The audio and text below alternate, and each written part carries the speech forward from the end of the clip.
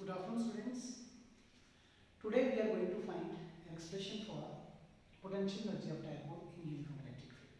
ठीक है, तो सबसे पहले potential energy of dipole in uniform electric field होता क्या है उसके बारे में बताते हैं. एक्चुअली क्या होता है, ये वर्क डन होता है. क्या होता है? Work done. The work done in rotating the dipole, work done in rotating the dipole from one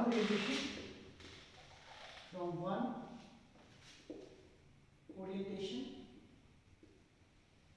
to another is stored in the form of potential energy, in the form of energy called potential energy of dipole. Potential energy of dipole. सो मैंने आपको यहाँ पे definition लिखी दी है. Definition में देखिए मैंने क्या कहा है कि work done in rotating the dipole. Work done in rotating the dipole. आपने क्या करना है, डायपोल्स को रोटेट करना है. जब आप उस डायपोल्स को कहाँ रखोगे, किसी यूनिफॉर्म इलेक्ट्रिक फील्ड में रखोगे तो डायपोल को रोटेट करना है एक ओरिएंटेशन से दूसरी ओरिएंटेशन पर. ठीक है, वो स्टोर हो जाएगा किस फॉर्म में, एनर्जी के फॉर्म में स्टोर हो जाएगा. उसको हम क्या कहेंगे, पोटेंशियल एनर्जी ऑफ डायपोल. अब हम इसके ऊपर एक्सप्रेशन फाइंड करने जा रहे हैं. देखिए पहले हम इसको फिगर रिप्रेजेंट करते हैं. यहाँ पे मान लीजिए ये हमारे पास, लेट कर लो, ये हमारे पास यूनिफॉर्म इलेक्ट्रिक फील्ड है. क्या है? Uniform electric field. Uniform electric field का तो यू नो वेरी वेल. आप क्या करोगे, यहाँ पे आप यहाँ पे दो चार्जेस को रखोगे, -q और प्लस इक्वल ऑपेयर चार्जेस. और आपको पता है कि जो डायपोल मोमेंट की डायरेक्शन है that should be from negative charge to positive. Negative charge से पॉजिटिव चार्ज तक होगी डायपोल मोमेंट की डायरेक्शन. मान लीजिए जो डायपोल मोमेंट है it makes an angle theta. Dipole moment जो है वो क्या करता है, यूनिफॉर्म इलेक्ट्रिक फील्ड के साथ क्या कर देता है, यूनिफॉर्म इलेक्ट्रिक फील्ड के साथ क्या कर देता है, एंगल बनाता है. दैट इज बी, कौन सा एंगल बनाता है, थीटा. ठीक. अब क्या करना है, आपने डायपोल मोमेंट को, जो डायपोल है उसको आपने क्या करना है, रोटेट करना है from one orientation to another. वहां पे जो वर्क डन होगा वो स्टोर होगा किस फॉर्म में, एनर्जी की फॉर्म में. और उसको हम क्या कहेंगे, potential energy of the dipole. अब देखिए यहाँ पर जो torque acting on the dipole कितना होगा. Therefore the torque acting on the dipole. आप लोगों को मैंने बताया था कि जब आप लोग क्या करते हो, डायपोल को यूनिफॉर्म इलेक्ट्रिक फील्ड में रखते हो तो डायपोल वहाँ पे टॉर्क इंप्लीमेंट होता है, क्योंकि वहाँ पे नेट फोर्स क्या आती है, जीरो. तो वो क्या इंट्रोड्यूस करती हैं, टॉर्क और मूवमेंट ऑफ कपल को इंट्रोड्यूस करती हैं. वो क्या करते हैं, वो डायपोल को अलाइन करते हैं. जब उसको क्लॉकवाइज मूव करवाते हैं, अलाइन करते हैं. और किस डायरेक्शन में अलाइनमेंट करते हैं, in the direction of applied uniform electric field. ठीक है, तो उसी के अकॉर्डिंग पे वहाँ पे हमने एक्सप्रेशन फाइंड किया था कि torque acting on the dipole कितना होगा. गिवन बाय कितना होगा, torque acting on the dipole, लेकिन कहाँ पर, यूनिफॉर्म इलेक्ट्रिक फील्ड में कितना होगा, टॉर्क होगा P E sin of theta. इतना टॉर्क होगा. लेट इट बी, ये होगा आपका फर्स्ट इक्वेशन. ठीक है, अब आप लोगों को निकालना है सबसे पहले डायरेक्ट तो टोटल वर्क डन निकाल नहीं पाओगे, क्योंकि first of all you have to find the work done, then you will find the potential energy of dipole.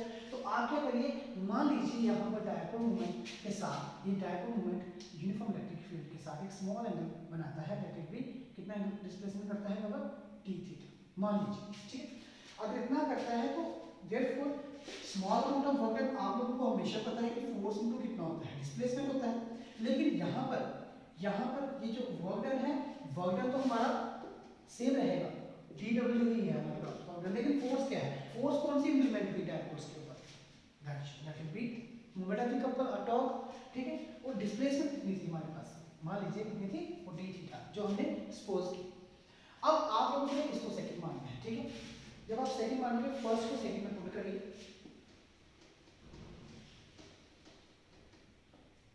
आप क्या करिए, put first in second wicket. जब आपने फर्स्ट को सेकंड में पुट किया तो हमारे पास टॉर्क कितना मिल गया, सॉरी वर्क डन कितना मिल गया, P E sine of theta. तो ये हमारे पास मिला वर्क डन। ठीक है, अब क्या करेंगे हमें we are interested to find the total work done. हमें क्या करना पड़ेगा, टोटल वर्क डन को फाइंड करना पड़ेगा। तो हमें क्या करना पड़ेगा, इसको इंटीग्रेट करना पड़ेगा। तो देयरफॉर टोटल वर्क डन, लेकिन टोटल वर्क डन में देख लीजिए, अब आप लोगों ने मानना है, क्या मानना है, क्योंकि क्या करवाया था मैंने, work done rotating the dipole from one orientation. तो मान लीजिए पहली जब वो ओरिएंटेशन होती है डायपोल्स की एक प्लेस से दूसरी प्लेस में, मान लीजिए पहले उसने जो एंगल इंप्लीमेंट किया वो क्या था, θ1, और जो बाद में किया वो कितना था, θ2। तो इसलिए यहाँ पर हम जो टोटल वर्क डन निकालेंगे, टोटल वर्क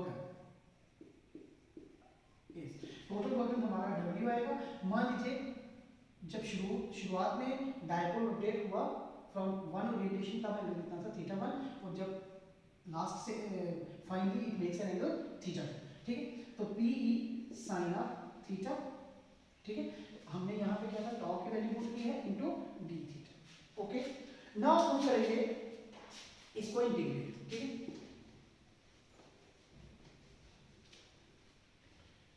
सो इंटीग्रेशन में जब आप इंटीग्रेट करोगे तो W कितना मिल जाएगा आपको पता है, PE तो कांस्टेंट है, बाहर आएगा θ1 से θ2। ठीक है, तो यहाँ पे sine of theta and d theta. आप लोगों को पता है साइन थीटा का इंटीग्रेशन कितना होता है, माइनस कॉस ऑफ थीटा। तो ये should be minus PE cos of theta. ठीक है, माइनस मैंने बाहर लिख दिया कॉस ऑफ थीटा, और ये लोअर लिमिट θ1 है, अपर लिमिट कितना है, θ2। तो यहाँ पे जब लोअर लिमिट आपको कंसेप्ट बताया था डेफिनेट इंटीग्रल का क्लास 11 में, upper limit minus lower limit करिए तो आएगा cos of θ2 minus cos of θ1। तो ये हमारे पास क्या आ रहा है, टोटल वर्क डन। अब यही टोटल वर्क डन जो है वो क्या हो जाएगा, कन्वर्ट हो जाएगा किसमें, potential energy of the dipole. क्योंकि क्या था, work done in rotating the dipole from store हो जाएगा in the form of energy. तो इसलिए हम इसी को बाद में कन्वर्शन में कर देंगे, किसमें कन्वर्ट होएगा, potential energy of the dipole. Next हमारा तो देखो, अब मानकर चलना है आपने, सपोज करो इनिशियली जो डायपोल है मेक्स एन एंगल 90 डिग्री। ठीक है, विद यूनिफॉर्म मान लीजिए इनिशियली मान लीजिए कि जो डायपोल मूवमेंट है आपका θ1 जो एंगल बन रहा है वो कितना बन रहा है, 90 डिग्री इनिशियली, और finally it makes an angle θ with the uniform electric field. अब हम यहाँ पर वैल्यूज पुट करेंगे, तो ये हमने कंसीडर करना है। ठीक है, तो देखिए यहाँ पर जब वैल्यूज पुट की हमारे पास कितना आया, तो हमने यहाँ पे मान लीजिए कि initially it makes an angle 90 degree with uniform electric field and finally it makes an angle θ with uniform electric field.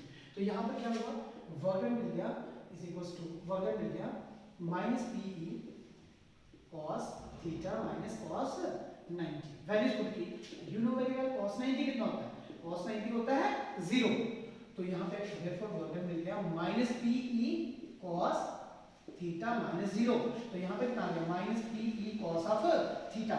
But ये वर्क डन जो है, this work done is converted into potential energy. Use किससे, ये किससे denote होता है, U से, minus PE cos of theta is the required expression for the potential energy of dipole in uniform electric field. लेकिन आप लोगों ने याद रखना है, इसको एक नई टेक्निक से लिख सकते हो। कैसे लिख सकते हो, देखिए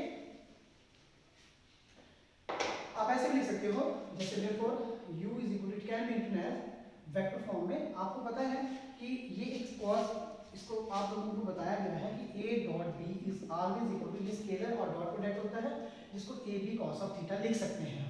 ठीक है, तो इसकी रिप्रेजेंटेशन आप ऐसे भी कर सकते हो, कैसे, माइनस p डॉट e। तो ये एक स्केलर फॉर्म है, ये याद रखना, पोटेंशियल ऑफ डायपोल क्या है, स्केलर क्वांटिटी है, तो उसको आप इस तरह से भी रिप्रेजेंटेशन करेंगे। ठीक है, अब इसके कुछ स्पेशल केसेस हैं, उसके ऊपर आएंगे। देखिए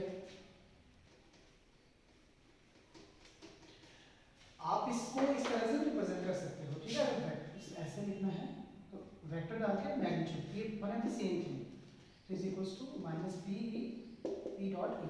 तो याद रखना it is a scalar quantity. ये क्या है, स्केलर क्वांटिटी है। ठीक है, ये एक स्केलर क्वांटिटी है। अब इसके ऊपर स्पेशल केसेस के ऊपर की one thing in mind, examination point of view में आपको जितने भी कंसेप्चुअल आते हैं, जो ऑब्जेक्टिव्स आते हैं, ये एक्चुअली में क्या होता है, किसी भी क्वेश्चन का जो कंक्लूजन होता है वहां से आपको क्वेश्चन पूछा जाता है, और इसके कंक्लूजन से मैक्सिमम टाइम, अब जेके बोर्ड का पेपर देखिए या सीबीएसई का देखिए, मैक्सिमम टाइम क्वेश्चन जो है उसको पूछा गया है। और क्वेश्चन क्या है, इसके स्पेशल केसेस हैं, देख लीजिए। स्पेशल केसेस में है, स्पेशल केसेस में कभी कभी पूछते हैं कि भाई डायपोल स्टेबल इक्विलिब्रियम में कब होते हैं और अनस्टेबल में कब होते हैं, स्टेबिलिटी इनकी बतानी है। तो कैसे बताएंगे स्पेशल केसेस में, देखिए अगर थीटा 0 है, सो देयरफॉर u कितना आएगा minus P E cos of 0। तो आपको पता है कॉस ऑफ 0 कितना हो गया 1, तो देयरफॉर u कितना मिल गया माइनस पी ई। ठीक है, तो याद रखना ये जो condition it represents that, it indicates that dipole are in a state of stable equilibrium। इसमें क्या होगा, डायपोल किसमें होगा, स्टेबल इक्विलिब्रियम में। किसमें होगा, dipole in a state of stable equilibrium, ये स्टेबल इक्विलिब्रियम होगा। ठीक है, तो ये dipole are in a state of stable equilibrium. और अनस्टेबल इक्विलिब्रियम कब होगा, अनस्टेबल इक्विलिब्रियम होगा, देखिए अनस्टेबिलिटी कब होगी, अगर थीटा कितना हो जाएगा, थीटा अगर हो जाएगा 180 डिग्री। अगर थीटा हो जाएगा 180 डिग्री तो डायपोल जो यहाँ पर आपने पोटेंशियल में निकाली माइनस पीई कितना हो जाएगा cos ऑफ 180 डिग्री। आप लोगों को याद होना चाहिए cos ऑफ पाई बोलो और cos ऑफ 180 डिग्री बोलो, ये रेडियन में आ गया, ये डिग्री में आ गया, तो ये हमेशा होता है -1। याद रखिए, बताया था मैंने कि cos अगर ऑड पाई है तो माइनस, अगर cos इवन पाई है तो ऑलवेज +1। ठीक है, तो यहाँ पर जब वैल्यूज पुट की माइनस पी इनटू कितना आ गया -1 तो कितना आ गया पी। तो this is the state of unstable equilibrium. ये कौन सी स्टेट है, unstable. Dipole are in state of unstable equilibrium, unstable equilibrium. ये अनस्टेबल इक्विलिब्रियम का केस होगा। सो देख, ये हमारा क्वेश्चन था potential energy of dipole in uniform electric field. So please बच्चे आप लोगों ने क्या करना है, इस चैनल को सब्सक्राइब करिए, और अगर आप लोगों को हमारे लेक्चर्स अच्छे लग रहे हैं प्लीज़ हमें कमेंट करिए, बताइए, और हम आपको और भी अच्छे तरीके से अच्छे मेथड्स, अच्छी चीज़ें जिसमें ये IIT मेंस हो गया या आपका जितने भी एंट्रेंस एग्जामिनेशन हैं, चाहे वो एकेडमिक सेशन हैं, हर एक में आपको ये कंसेप्ट आने वाले हैं और पूछे जाएंगे। सो प्लीज़ आप हमारे चैनल को सब्सक्राइब करिए। Thank you very much.